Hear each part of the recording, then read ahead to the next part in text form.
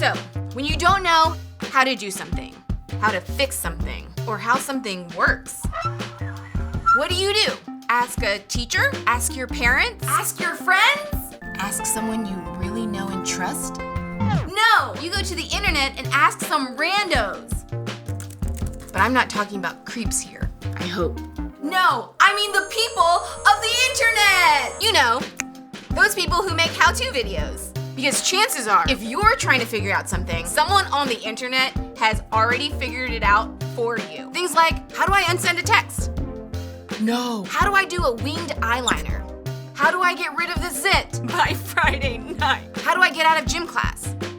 How do I screen cap Snapchat without getting caught? They'll never know. But then there are things in life that don't have an easy fix, that don't have a simple solution, that don't have a how-to video. Things like what to do when you have problems with family, or when it seems like you have no control in your life, or what to do when someone has done something to you. I mean, clearly, they gotta go. The truth is, there's a lot of life that doesn't have a solution you can just find online. So how do you know what to do when you don't know what to do?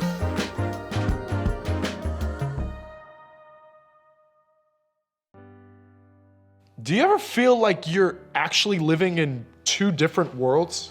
Like, there's your life in the actual world, that's school with your friends, in the band, playing sports, and then there's your life at home. And even though you have to live in your house, nothing about it feels real.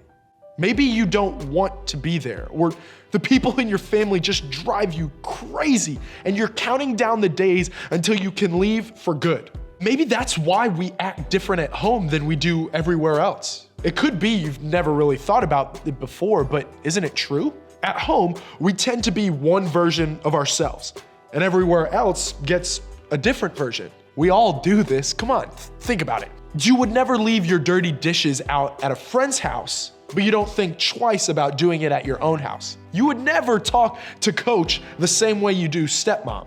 You would never be mean to a teammate like you are to your little brother. You wouldn't completely ignore a teacher when they're giving you instructions, but when dad asks you to take out the trash, you pretend you didn't hear and just don't do it. Here's the thing, I don't think we're trying to act like jerks at home. Well, most of the time. But sometimes that's exactly what happens. At home, our families get one version of us and everyone else gets a different version. A version who doesn't leave the dishes out, doesn't talk back, is kind to the annoying people in their life, and listens to instruction. But how is this possible? How can we act in two completely different ways depending on where we are? How can we be one person at home and another person to the rest of the world? There may be a lot of reasons for this, but I think one of the main reasons is because when we're at home, it's our world and everyone else is just living in it. Sounds a little harsh, but just think about it. We walk in the door and we want to know if dinner is something we like. We come into the living room and we want to watch the channel we want to watch. We complain about going to our siblings' band concert because we have other plans. It's our world and we want it to be our way. But for everywhere else, we seem to get the point that the world doesn't revolve around us. We would never stand up in the middle of chemistry class and complain because this isn't a subject we're very interested in. We would never tell our coach, hey, I'm not doing those sprints because I'm just not a fan of that drill. We just don't talk back like we do at home, and we go along with it. We sit in class, we take notes, we run hard, we finish the sprints. And why? Because we know complaining in those situations would be pointless, because it's not just about us. But at home, all bets are off, because at home, we always seem to be asking ourselves a question we don't seem to ask as much everywhere else. At home, we always seem to ask the question, how does this affect me? I mean, think about it. Everything we say or do at home is in response to how that question is answered. How does this affect me? I don't get to go out with my friends because I have to babysit? Well, how does this affect me?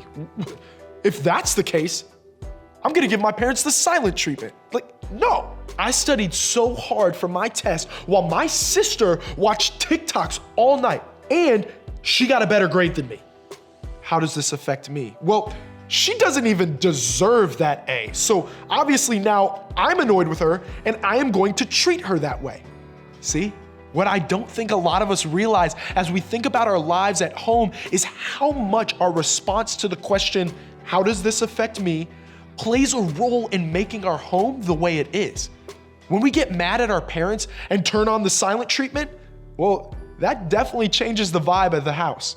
When we are annoyed with our sister getting a better grade than us, that will definitely affect our relationship with our sister.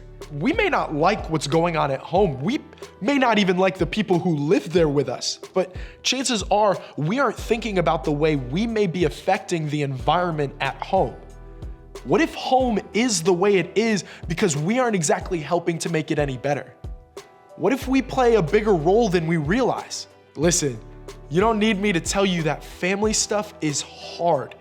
But the good news in all of this is that the difficulties you face with your family aren't unique to you, and they've been going on for thousands of years. In fact, one of the things I love most about the real events in the Bible is how it gives us a painfully real look at real people who lived real lives with real problems.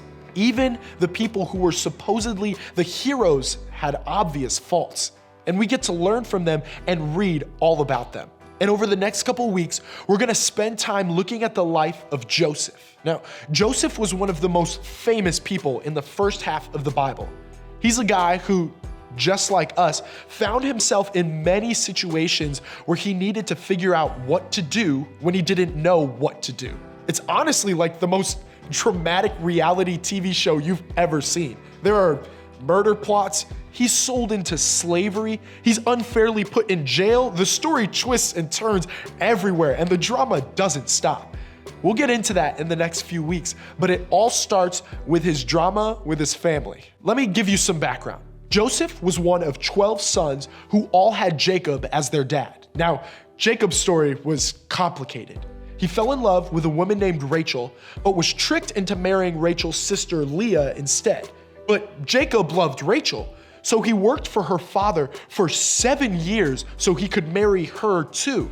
And if you're keeping count, that leaves Jacob with 2 wives, and they were sisters. But that wasn't all. There were 2 other women he never married, but who he also had children with. Let's just say the Bible is wild, but here's the kicker. Rachel, the wife Jacob loved most, couldn't have children. While all these other women gave him kids, Rachel never could until Joseph. She finally had a son, and since it was common knowledge that Jacob loved Rachel the most, it made sense that Jacob would love the son Rachel had the most as well. That means in this family with 1 father, 4 mothers, and 12 sons, there was some tension. Because there was a favorite, and it was no secret who the favorite was. And when that makes up your home life, conflict is inevitable.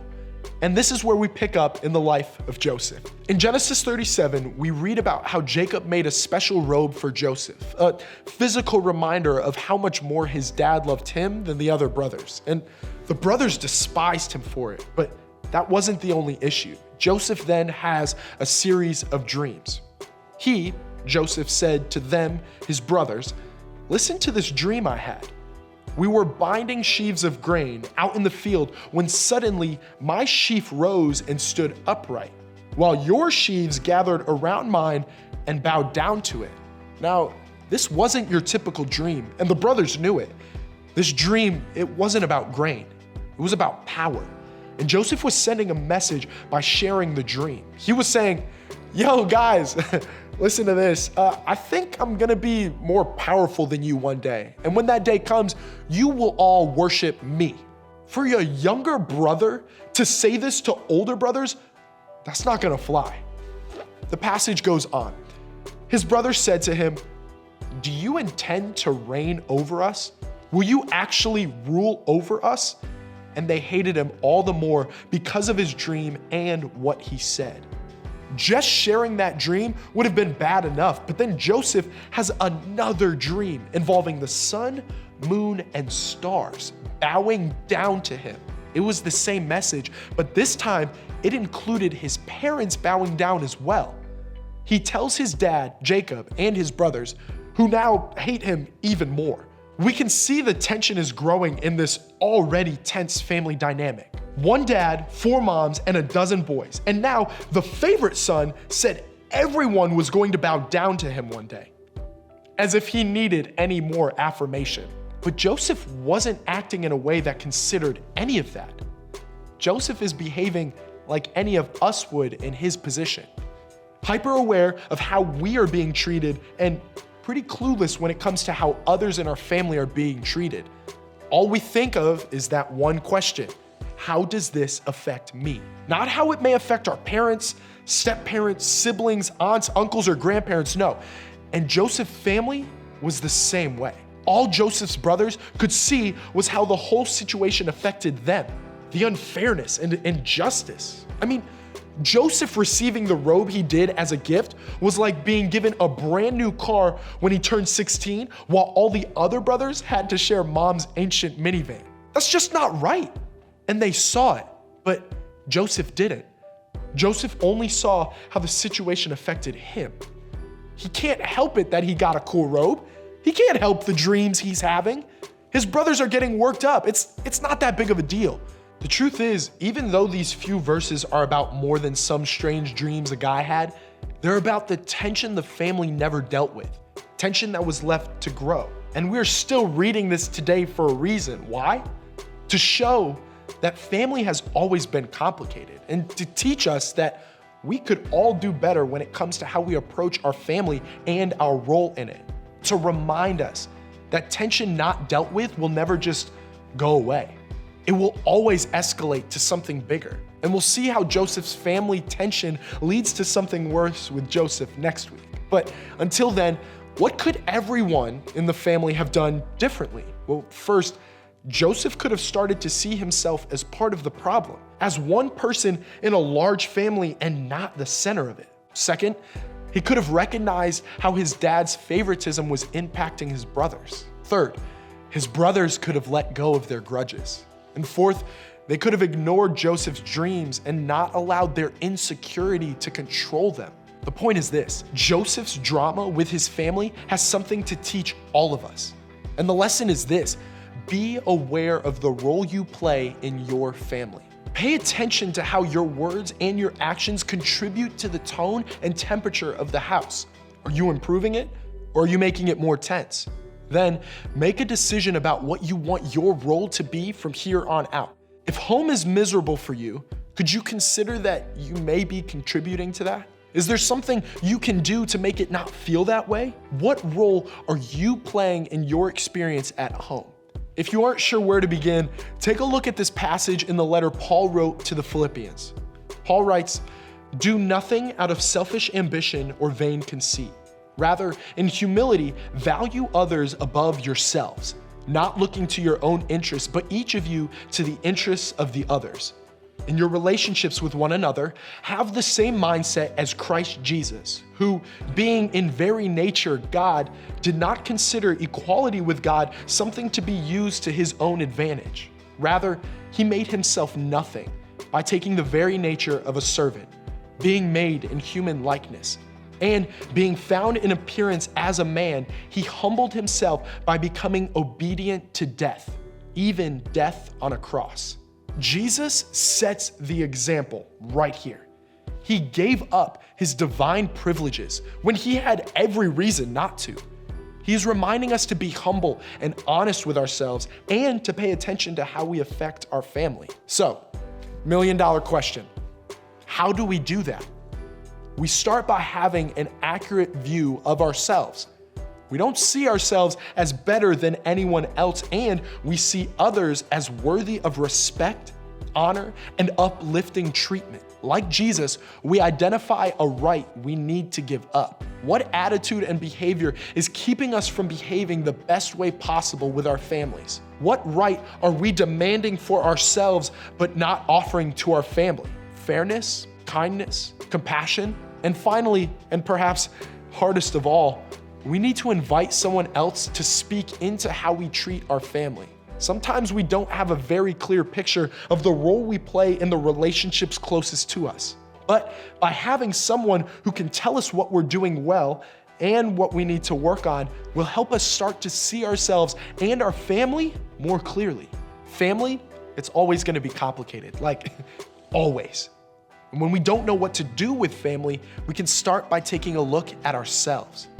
Where can we behave differently? Where could we be more like Jesus? We may not be able to fix all of our family drama, but we can take ownership of our part and go from there. And that's a great place to start.